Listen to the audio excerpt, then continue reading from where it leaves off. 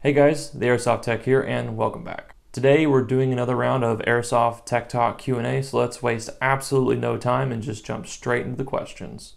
Tofu's Takeout asks, what is the difference between an irregular pitch, power-up, oil-tempered, non-linear, and linear spring? Which one is the best and most durable/consistent?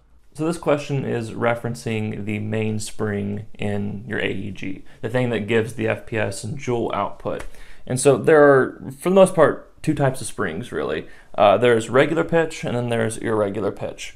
And so regular pitch springs refers to the pitching refers to the distance between the coils on the spring. And so a regular pitch spring, the coils are equal distance from each other. It's just a really cheap and easy way to make a spring, basically. Springs are already really cheap and easy to make. So most stock guns come with a regular pitch spring. Now, that normally does fine for almost anything you want to do until you start getting into builds that are high speed or high FPS output or both. Then your strength of the spring really matters and the quality really matters too. So an irregular pitch spring, this one's a Garter SP120. An irregular pitch spring is when the coils are at different lengths from each other down the spring itself. So you have like sections of tight coils, a couple of like this little section up here towards the front of the spring, this closer section in the middle of the spring, and then it gets close again in the rear of the spring. And really all that does is kind of help the spring have a lot more consistent FPS and also make the gun have to work a little less hard in sections as it pulls the spring back. And so the oil tempering and non-oil tempering, basically oil tempering is just a way to increase the rigidity and durability of a piece of metal. And so when you oil temper springs, they're just going to be a lot more stiff. They're going to be a lot more consistent when they bounce back. And so they'll have a lot more rigidity to them. And I really hope that answers your question. That's kind of a niche topic in an airsoft gun, but it's a good question nevertheless. Dawson H asks, how do you store your lipos, voltage, and for how long? And what is your favorite lipo brand and why? So it's extremely important how you store your lipo battery for both your safety and the battery's safety as well. And so for those who aren't super familiar with the different batteries that have been used in airsoft history, we used to use nickel metal hydride batteries many years ago. I remember my very first gun came with a nickel metal hydride 9.6 volt battery. We have since evolved into using lithium polymer batteries, otherwise known as Lipo batteries. So Lipo batteries are different from nickel metal hydride batteries in the way that you can't discharge them all the way. So you can't let your Lipo battery die. You used to be able to play airsoft with a nickel metal hydride battery, let it die down all the way, throw it on your shelf when you got home, and then come back a month later and use it again. You cannot do that with a Lipo battery. It poses a danger to yourself. And so if you let Lipo batteries discharge all the way and go completely dead, and then you also keep pulling from it as well, like pulling the trigger when you know your battery is dying, it can swell up, it can permanently die, and at worst case scenario, it can actually catch on fire. And that's a huge, huge mess and risk to yourself and others. So you don't want to do that. And so these batteries don't necessarily have that risk or that high of a risk when you store them, but you still want to store them safely and appropriately so that they last as long as possible.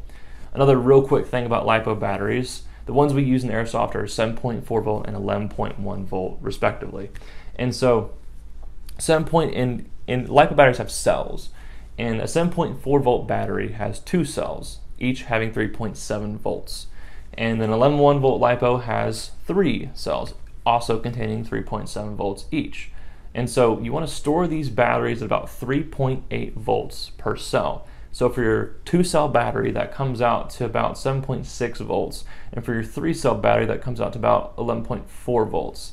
And so you achieve this by using a smart charger with a discharge or charge to storage setting. And my Turnigy charger has one of those. Almost every smart charger I know has a setting like that. And it's really important that you store it on that setting. If you were to store your battery near dead at the end of the day, you might come back a week later and it just not recharge at all and be swollen and permanently gone. If you store a battery at maxed out voltage, there's a really kind of low risk that it could actually catch on fire, but there's also a very high risk that it's just going to swell and significantly deteriorate to where it's not going to be as good of a battery anymore.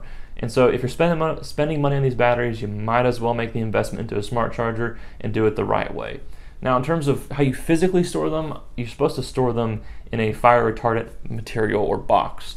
And so you can buy Lipo bags that are just a basically fire retardant bag material, and you can throw them in there and you can store them like that at the storage volts, and they'll be completely fine. And so every now and again you want to check back on the volts if you're not playing for long periods of time like I do. You want to check your batteries and make sure they've not died down all the way. That's happened to me a couple times, so don't let it happen to you, and your wallet will be a lot happier. Also, my favorite battery brand is Turnigy. Some people like Zippy. There's a couple other battery brands out there, but I really prefer Turnigy. That's all I've ever used, and they work great. Rob P. asks, how hard is it to build a DSG, and what do you consider as the hardest AEG setup to build? So DSGs aren't hard to throw together at all. If you can tune a gun, shim, AOE correct, set motor height, all that good stuff, you're not going to have a hard time putting together a DSG, but more than likely you're going to have a hard time tuning a DSG. Most of the DSGs that people send me, they say, hey, I've worked on this DSG for a while, can't get the FPS right, can't get it to feed right, etc., a bunch of little problems. I get the gun in, and the tuning is fine, the shimming is more than likely fine, the AOE is fine, everything else is fine like that, but the fine tuning is what's usually messed up. And so, on a scale from 1 to 10, I'd place building and fine tuning a DSG at about a 6. They're not too hard to do, but it just takes a lot of time, commitment that most people aren't prepared to put into a gun. And in terms of what's the most difficult AEG setup that I've ever built, the most stressful setup I've ever built was an M190 10-to-1 full stroke build in my AEG Barrett that I had a long time ago. I only ever used that gun just for giggles. It took me forever to get the FPS right though. For some reason it would only shoot 400 FPS. I finally got it to shoot something like 620, I think. I can't remember exactly, but it shot at about 25 rounds a second as a full stroke M190 build, and I never had a problem with it. But then again, I also never really used it in the field. Lucky Duck asks, what would the first upgrades you would do to a gun be when you first get it stock? So what would be the very first upgrade I would make to a stock gun? It really depends on what stock gun we're talking about here. If we're talking about a decently built stock gun, let's say like a D-Boys or an AGM or something along those lines, where I don't have to worry about nylon bushings, for example, the very first thing I'd probably do would be replace the electrical system and harness for a MOSFET and Dean's connector, just because I can tune just about everything else there. I can correct angle of engagement fine, I can do shimming totally fine, the motor won't be a problem, I can flat hop and I can polish the barrel, I can do all that tuning work. As long as I can run 11.1 volt LiPo, I can make that gun perform fairly well. So that's probably the first thing I would do to most guns, just to make them very efficient with an 11.1 volt LiPo battery. Alright guys, that's going to have to do it for this video. Please comment down below if you agree or disagree with my answers, but absolutely please like and subscribe to this channel as well. It definitely helps out this channel. A large portion of the people that watch these videos aren't actually subscribed, so it'd be pretty cool if you guys could subscribe. But anyway guys, I will see you in the next video of whatever the heck I do. I don't know what I'm doing next. But until then, stay tuned, techs.